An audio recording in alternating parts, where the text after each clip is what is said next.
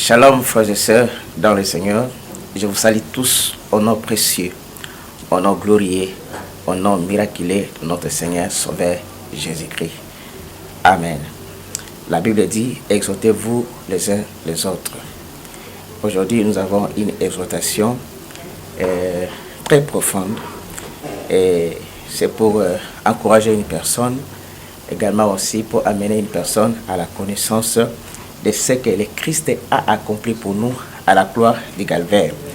Notre exhortation, nous l'intitulons Tetelestai. Tetelestai en grec, en français, ça nous donne tout est accompli. Tout est accompli. La fameuse phrase, excusez-moi de le dire ainsi, que notre Seigneur a crié lorsqu'il était à la croix, il a crié tout est accompli. Nous sommes dans Jean 19, verset 30. Mais il y a trop d'amalgamie, il y a trop de confusion, pour ne pas dire cacophonie autour de ces mots-là. Tout est accompli. C'est quoi tout est accompli? Parce qu'il y a une optique des fois, des gens quand ils parlent de tout est accompli, justement dans le sens de glorifier un peu les moi, en fait. Mais ici, il s'agit bien de comprendre exactement ce quoi Tetelestai. J'ai presque 4 ou 5 significations, peut-être on va voir une ou deux, mais que le Seigneur vous aide à comprendre ce que nous voulons dire en ce moment ici. Tetelestai, première signification en grec, comme nous avons dit, ça signifie tout est accompli ou tout est achevé. Maintenant, Jésus n'est pas le premier homme à faire cette déclaration-là. C'était une culture de l'époque. Donc, dans l'époque antique, dans le Moyen-Orient, c'était des esclaves lorsque les maîtres les confiaient un travail et qu'ils arrivaient à l'aboutissement, à la fin de ce travail, ils revenaient auprès du maître pour faire le rapport. Alors, il revenait, peut-être le soir, il revient, il se jette auprès du maître. Il dit, maître, je viens de faire le travail que tu m'avais donné et c'est bien fait. Tout est accompli, tout est achevé. Alors, le maître lui tendait la main, il disait, bon et fidèle serviteur, entre maintenant dans la maison et prépare-moi à manger. Lorsqu'il s'est jeté aux pieds de son maître, c'est là où on tire l'expression proskinesis ou proskineo en grec qui veut dire adoration. Il adore le maître, mais tout en faisant les rapports. Donc, quand Christ écrit Tetelestai, tout est accompli, en fait, il est en train de faire un rapport. C'est comme un esclave qui fait les rapports du travail qui a été fait. Donc, c'est pour dire à celui qui l'avait envoyé que le travail est bien fait. Mon rapport est parfait. Ceci veut dire que, bien aimé, l'apôtre Paul a dit que nous devons l'imiter comme lui est imitateur de Christ. La Bible dit, Christ qui était égal à Dieu, il n'a pas regardé cette position-là comme une proie arrachée.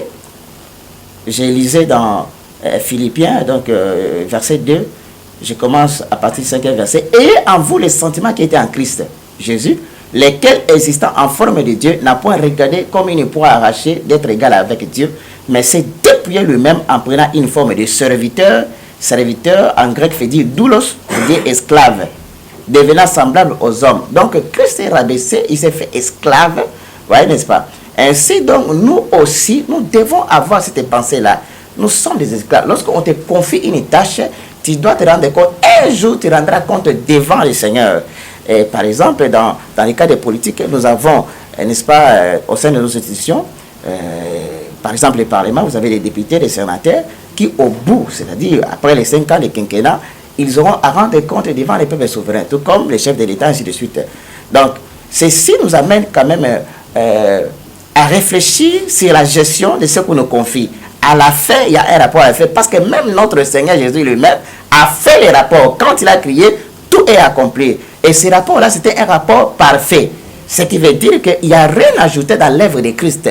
Le Christ a fait, ça m'étonne des fois, tu vas voir des gens qui essayent de substituer l'œuvre de la croix en amenant de l'eau, amenant quoi que ce soit. Il dit non, non, vous devez avoir la guérison. Voilà, il y a une formule. Donc on amène de l'eau, on amène je ne sais pas quoi. Non, l'œuvre de Christ est parfaite. On n'a pas à ajouter, on n'a pas à retrancher. Le Christ a fait un rapport complet au Père.